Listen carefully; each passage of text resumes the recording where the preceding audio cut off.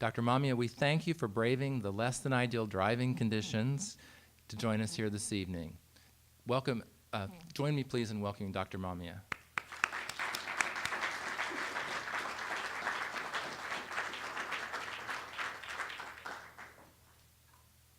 Thank you so much for that lovely introduction, and thank you all for spending an evening here. I was asked to present a lecture in conjunction with the terrific Stocked exhibition, as your director just mentioned, now on view. I'm sure many of you have already had the opportunity to enjoy that show, and therefore you already know that it really focuses on recent artworks that take the grocery shopping experience as their subjects. I think that one of the reasons that a show like this is so engaging and so compelling is because the landscape of grocery stores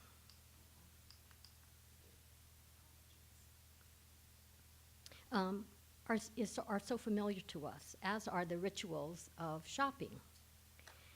Tonight I'm going to address the ways in which the pop art movement laid the foundation for a lot of the artworks in the exhibition Stocked.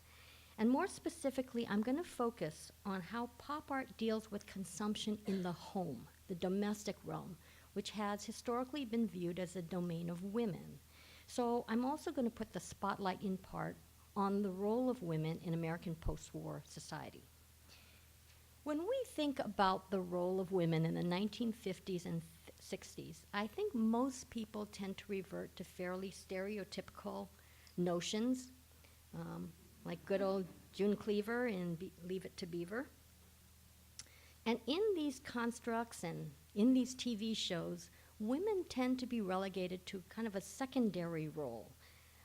So although women ran the home, in the end it was really father who knew best.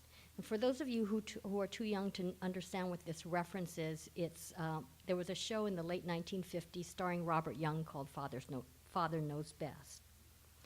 But whatever the dynamics were in individual homes, the fact remains that women played a very important part in the larger socioeconomic and political arenas, in large part because of their role as consumers.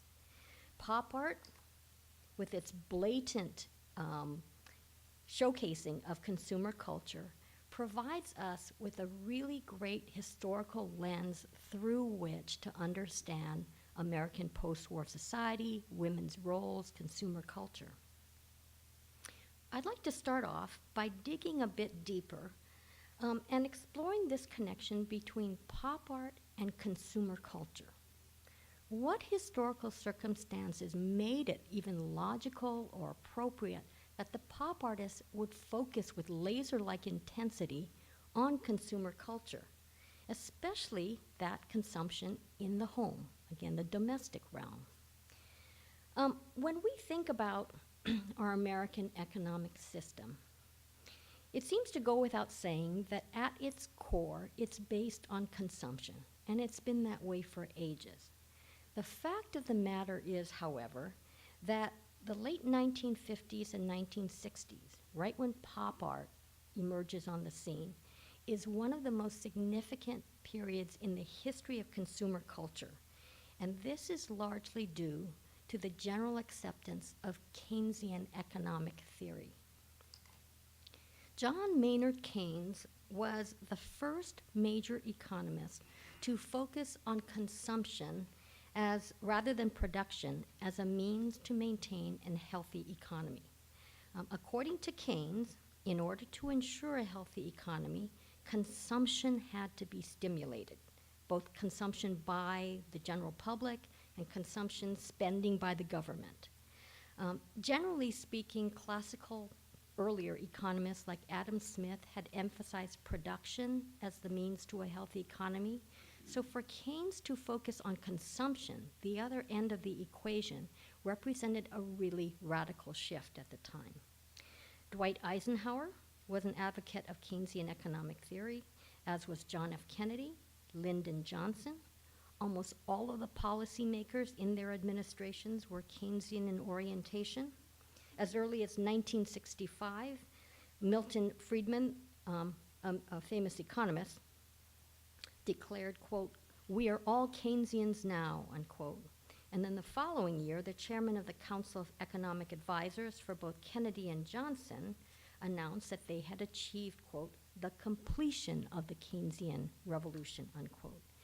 Just as a side note, I'm really focusing here on the 1950s and 60s, but it's worth pointing out that Keynesian economics continues to be front and center, especially in recent years with the recession, and even more recently with the fiscal cliff issues. And in fact, I just pulled a couple of headlines from online articles just from the last few months, and you can see that Keynesian economics is constantly being invoked. So, robust consumption was a bedrock of Keynes' recipe for a healthy economy. As a result, part of this Keynesian revolution involved convincing Americans that increased spending was not only acceptable, but expected. You were supposed to spend more. And further, that it would somehow improve your life. For behemoth corporations, advertising obviously offered the most effective avenue for this kind of persuasion. For government officials, however, it wasn't so easy to figure out how to convince Americans to do this, and they had to be in some ways more clever in their strategy. Sometimes that meant appealing directly to the American public. For example, this is a page from a Life magazine article from January 1963. And the message is very clear. We are challenged, you are summoned. So it's a directive. The accompanying text explains, quote, and I know you can't read it from where you're seated. At a time of challenge, the American future depends upon the American people. What we think, what we do, how we rise as individuals to the task of meeting great challenge with great achievement. We each have a part to play, unquote. And as you can see by the photos at the bottom of the ad, both Eisenhower and Kennedy are invoked and quoted in the body of this ad as well. Kennedy explains his call to action, quote, "We are challenged by the revolution of communism. The communists seek power through conspiracy, terror, aggression, and deceit. We must look upon national challenge as a personal opportunity to do something important for our country. We must seek to excel, to stand up, to stand out in our private lives, our homes, our work, communities, schools, in all places, in all things," unquote. What Kennedy is doing in this ad, in essence, is using patriotism as a prod to get people to act. And that seemed to be the strategy that the government officials hit upon to get this increased consumption in support of their Keynesian programs. They presented consumption as a national imperative, thereby equating it with patriotism. As a good American, it is your responsibility to buy more. In light of the lingering Cold War and the concern over the potential nuclear devastation, I think the public was very receptive to this idea.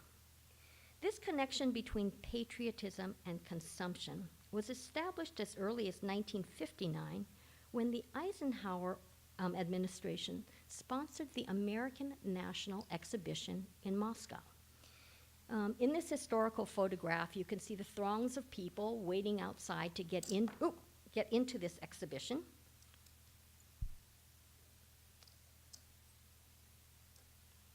Oops, well, I'm just going to read that. And so you get an idea of how popular it was. This large-scale American National Exhibition was intended as, quote, a portrait of America, unquote. And it consisted of a number of large-scale pavilions, each of which showed different kind of exhibitions and life, what it was like for a typical American family. Here you can see some Russians peering into one of the model houses to get a glimpse of what an average American would live like. Both Vice President Nixon and Soviet Premier Khrushchev appeared at the opening of this exhibition. And each took this opportunity to trumpet the superiority of life in his own country. Leading Khrushchev through the model American home, Nixon turned to the Soviet leader and asked, quote, "Would it not be better to compete in the merits of washing machines rather than in the strength of rockets," unquote? This is what became known as the famous kitchen debate. This exchange was extensively reported in the American press to the public back home. It was usually accompanied by numerous photographs, like you see in this Life magazine spread. This was a particularly powerful scenario for the American public because it made the distinction between the Soviet way of life and the American way of life clear, both through rhetoric, that is, this verbal debate, and through the content of the exhibition itself. Here is another part of the American National Exhibition.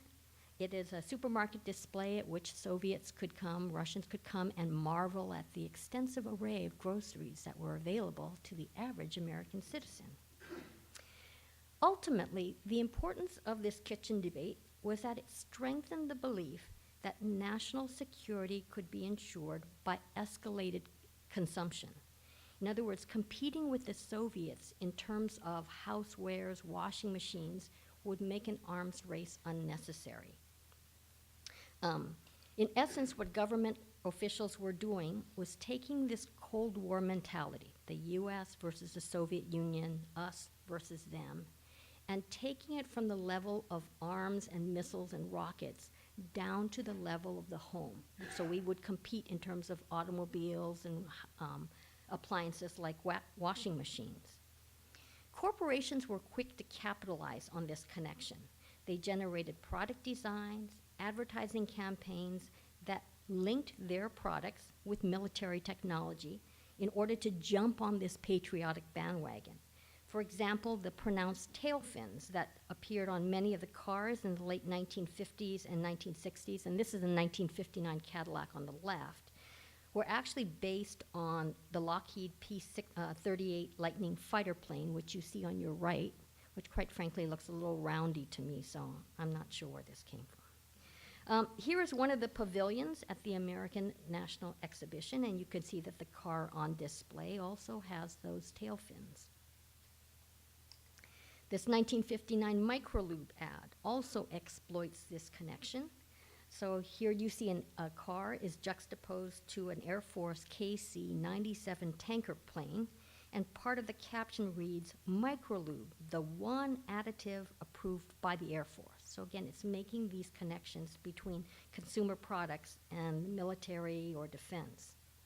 This strategy of connecting these two, presenting consumption as your patriotic duty, was not always so subtle.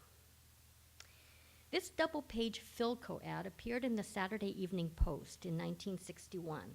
The caption reads, "The family on Dean Street has just modernized their kitchen and their Defense Department's global communications," implying a kind of cause and effect, that if you as a good American update your kitchen, modernize your kitchen, you will be contributing to national strength. The government no doubt welcomed these kinds of advertisements because it reinforced the government's message as well. Another good example of this intersection of governmental agendas, corporate strategies, and American consumer culture was a characterization of this period as the push-button age. As a result of increasingly sophisticated scientific technology, the push button came to be associated in the public mind with the ultimate power, that of nuclear annihilation. Here is a 1957 article from Life magazine with the title "Push Button Defense for Air War." An article in U.S. News and World Report from around the same time stated, quote, "Push a button today and more than 200 missiles with nuclear warheads will go speeding to specific cities in Russia," unquote.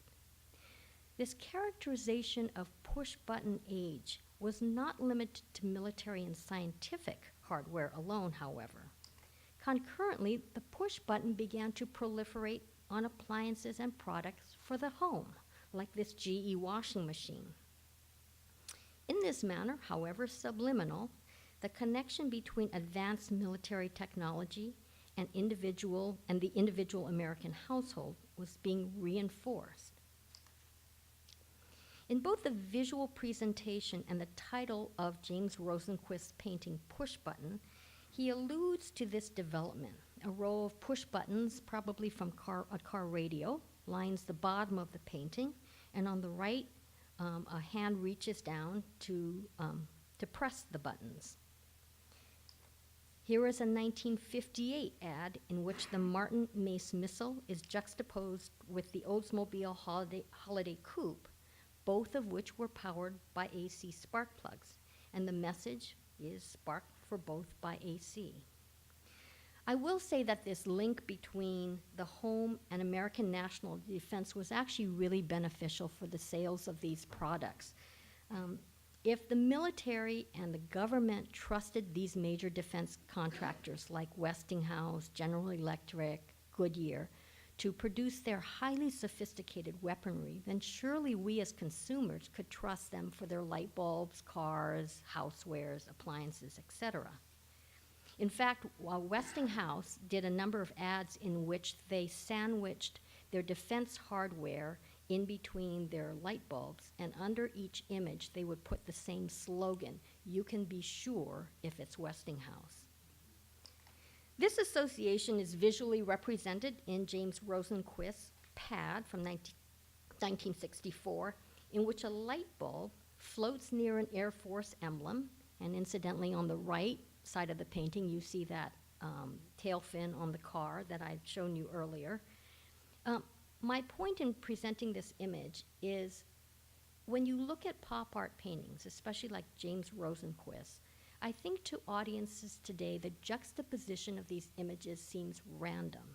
And I'm hoping that with this historical background you're beginning to see that it makes perfect sense as to what he picked and why he's juxtaposing it the way he is. Another area in which we see this intersection of governmental and corporate agendas and consumption in the home is with processed foods. Like the push button, processed foods were also linked to the national military interest. The expanding sales of these kinds of foods came about in large part because of a televised speech that President Kennedy gave in October 1961, in which he urged individual families to build fallout shelters. And here you can see two examples of these bomb shelters. This directive from the president helped sell canned goods and other household goods as people began to stock up for this potential apocalyptic event, this nuclear warfare. As with the kitchen debate, again, consumption, buying more, is linked to the nation's strength. And by doing as the president directs, building your fallout shelter, stocking it with this kind of processed canned food, you are ensuring the perpetuation of traditional American values and, in fact, the American family. And here's a family happily ensconced in their fallout shelter with their Cheerios and stuffed animals.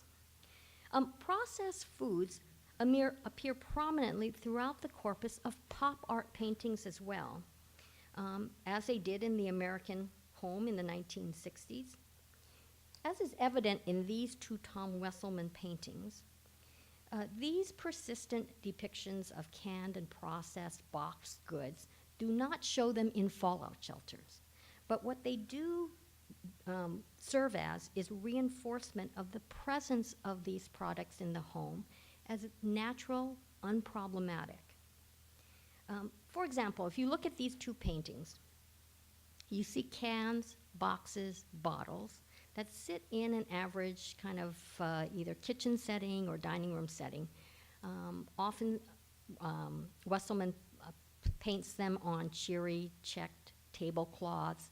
There are natural objects like plants and fruits throughout the works, as well as paintings hanging on the back wall. He often includes windows as well, which seem to be framed with what look like homemade curtains or drapes. And outside these windows, we often see an illusionistic landscape, nature at its finest.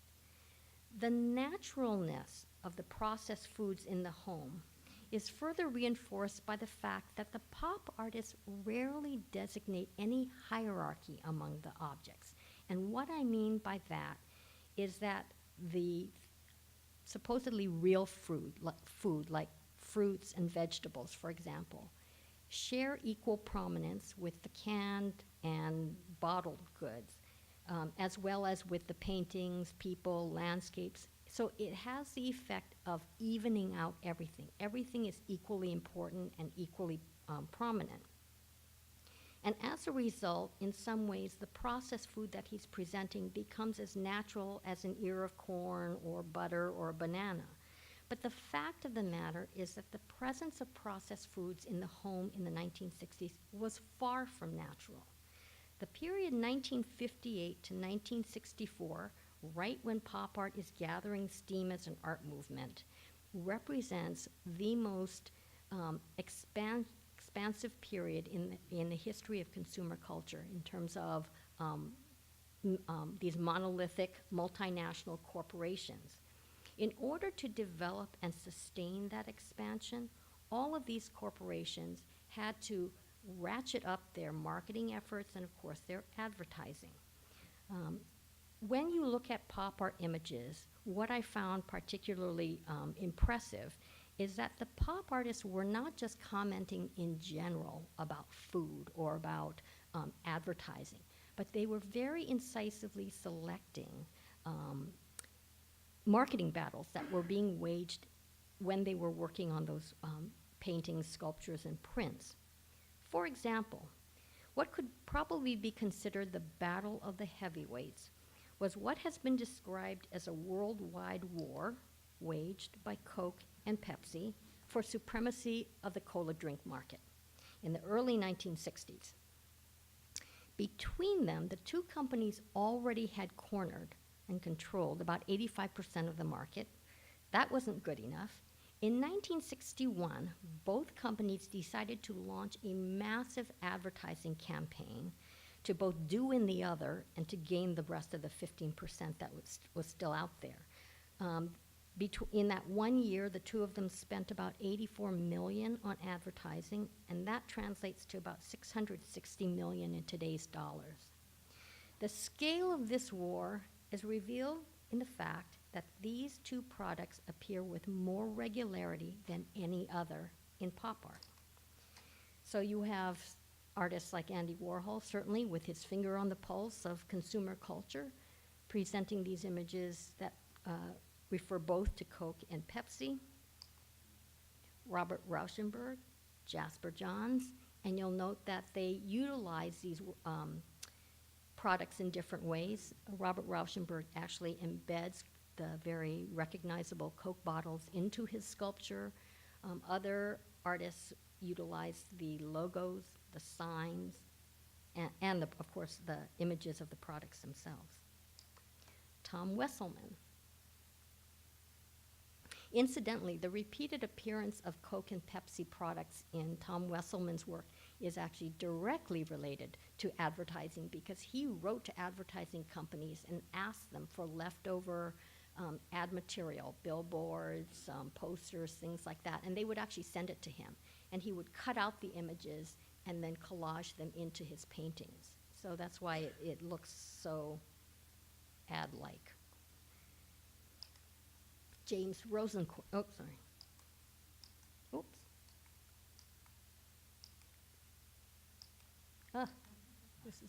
There we go, James Rosenquist, Klaus Oldenburg. Another monolithic corporation that you now already know what I'm going to say, that was a subject of pop art paintings, was the Campbell Soup Company. And this company, like Coke and Pepsi, dominated its field. In fact, it also controlled about 85% of the soup market. But in 1961, they decided to launch this massive campaign aimed at cornering the very new dry soup mix market. And their major competition was, of course, Lipton soup. I think we know who won that battle today. And I think it's reflected in the fact that if you look at pop art paintings, Lipton soup appears in the dry soup mix form, whereas Campbell soup always appears in the familiar, reassuring canned form, as we all know in Andy Warhol's paintings. You may have noticed that I haven't addressed the issue of women yet, which is supposedly the focus of this talk. In fact, women were smack dab in the middle of this intersection of governmental economic policies, corporate campaigns, and consumer practices because of their role as consumers.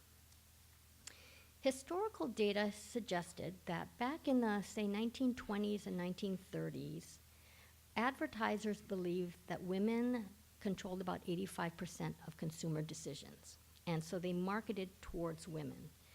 A recent marketing survey in 2001 put the current figure at between 80 and 85%. So if you put any faith in those studies, the point is that things haven't changed much and women really do control a lot of the spending. Obviously, if they are the dominant consumers and you're trying to sell your product, you're going to target women as your audience.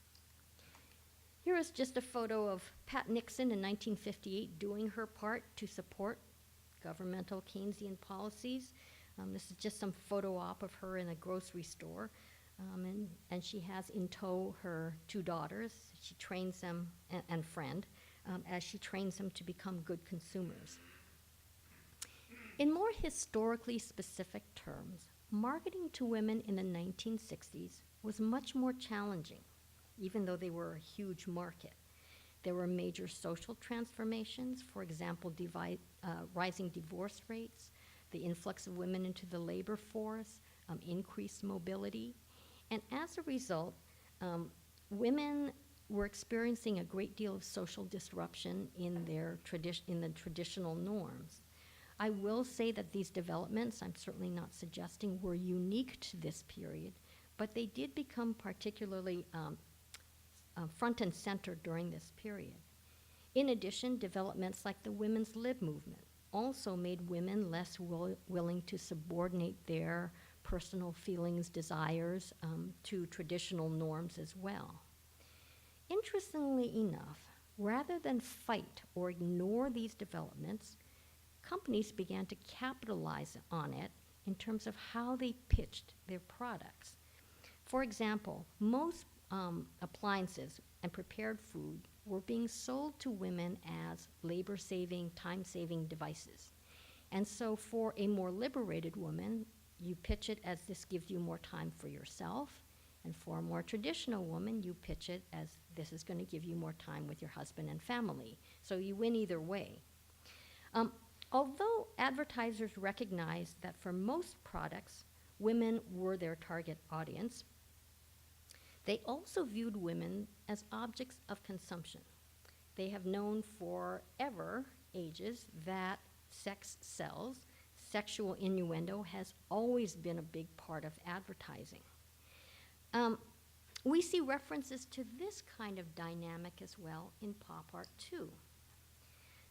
Wesselmann's Great American Nude series stands as a very self-conscious reference to a traditional art form, the female nude. But it also addresses the uses to which women were being put by the advertising industry. In each of these paintings, and these are only two of a dozen, he did dozens of paintings in this series. In each of these, Wesselmann depicts a flatly rendered pink female figure who has very little detail or features. And because of that, we are unable to endow her with any kind of personality or identity. In other words, she just becomes an object, very much like the objects that surround her. And again, this, I think, refers back to this notion of using women to sell things as well. Women, thus, in the 1960s, functioned in a matrix of institutions, all of which were changing and undergoing a lot of shifting. As a result, the home became a particularly contested arena for resolving a lot of this.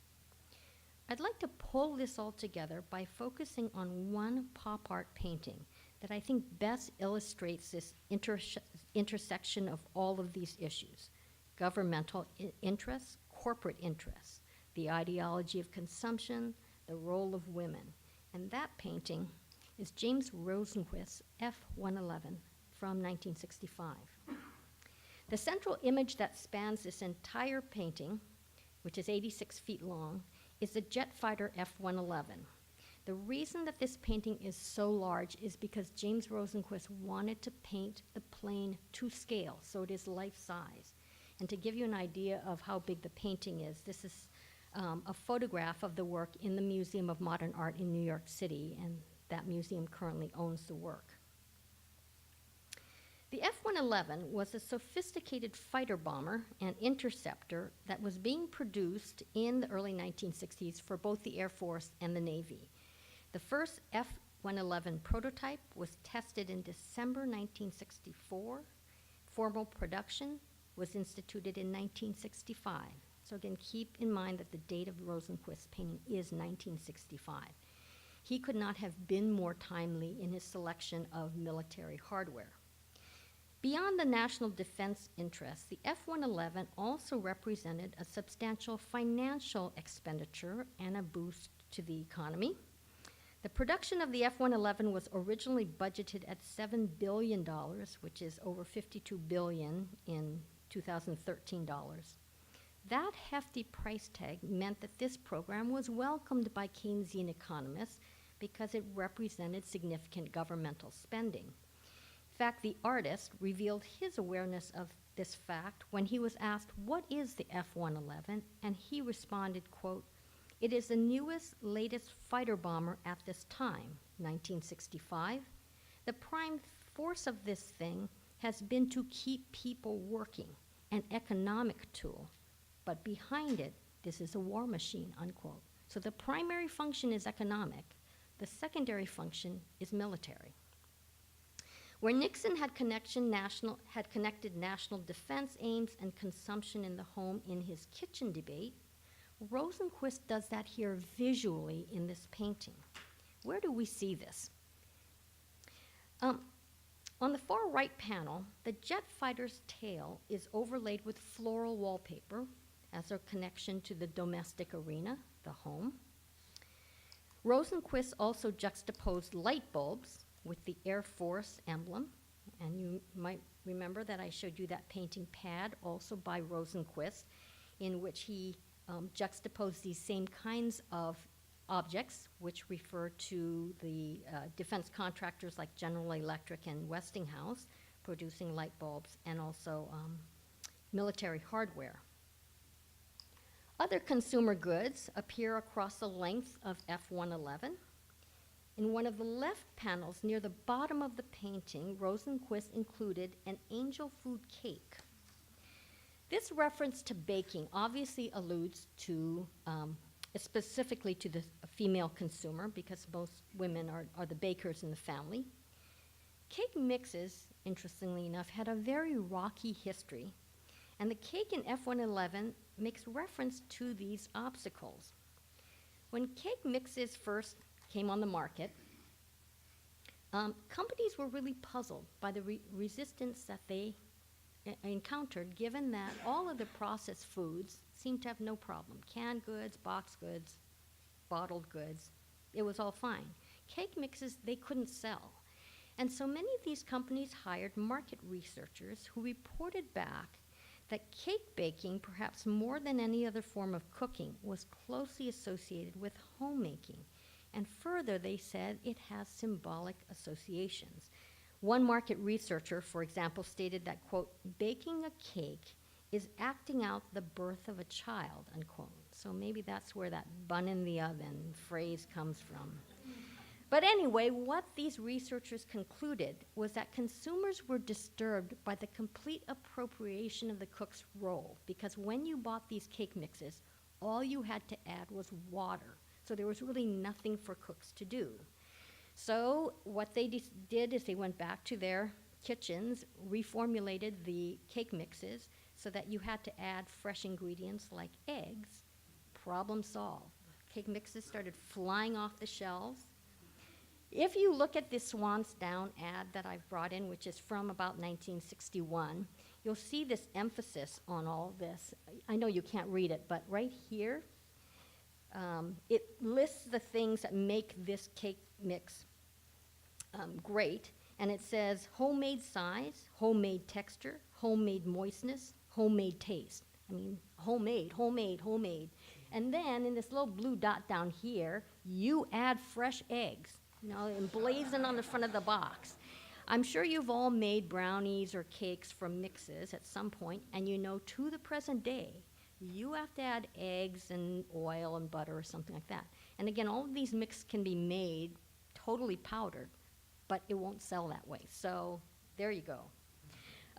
Resistance to some processed foods, like cake mixes, also had to do with the fact that there was some skepticism about the nutritional value of these foods. Rosenquist seems to want to combat that by, you can barely see them, but you see there's these little flags planted in the surface of his angel food cake. Well, lettered on those flags are niacin, iron, protein, vitamin B, and food energy, as if to overtly combat the idea that these cakes lacked nutrients. Processed foods also appear in F111 in the form of passages of spaghetti. Although the can itself is absent, the spaghetti is bright orange in color and clearly refers to canned rather than homemade spaghetti. By displaying this mass of food next to a nuclear atomic blast, which you see under the umbrella, and laid over this jet plane, Rosenquist visualizes these ideological claims for these directives to build fallout shelters, bomb shelters, that increased consumption, buying these kinds of canned foods would ensure national strength. And of course, this kind of spaghetti is exactly the kind of food that you would need as you hunker down in your fallout shelter to survive an atomic blast. One of the most completely articulated and detailed sections of F111 is a depiction of this young girl under a hairdryer, which appears near the center of the painting. This image not only stands out visually, but more succinctly, it really addresses, encapsulates the complex corpus of issues revolving around consumption, national military interests, and women's roles in the home. Why do I say that? Well, Rosenquist's choice of a hairdryer was very timely as a representative product of this developing technology for the home. The Rayet Corporation in 1963, 2 years before this painting was done, came out with the first hard hat model for home use of a hairdryer. This was so popular that within about 2 years, the whole market was flooded with competitors. Although this was a home appliance, it was one that was clearly intended for and used by women. In F111 here, it also serves as a reminder of this changing role of women, because if you look, rather than having a mature woman sitting under the hairdryer, we see this smiling, cherubic little girl. And perhaps this is an allusion to the kind of new socialization processes that were underway in the 60s. So rather than trying on her mother's dresses and her mother's shoes, here this little girl is using or learning to use the kind of technology that's going to become a mainstay of her generation. In addition, I think it's fair to say that this conically shaped, shiny metal hairdryer kind of parallels the look of a jet fighter helmet. And it's interesting to note the compositional decision that the artist made to put this girl and the hairdryer right over the location of the cockpit of the plane, as if to suggest that this kind of technology and these kinds of directions were the driving forces of the future. Incidentally, the source of Rosenquist's image of the hairdryer was none other than a Coca-Cola ad. Overall, I think you can see why I believe that F111 wonderfully encapsulates in visual form all of these intersecting issues that were at play that involve the home, consumption, the government, corporations, advertising, the whole ball of wax.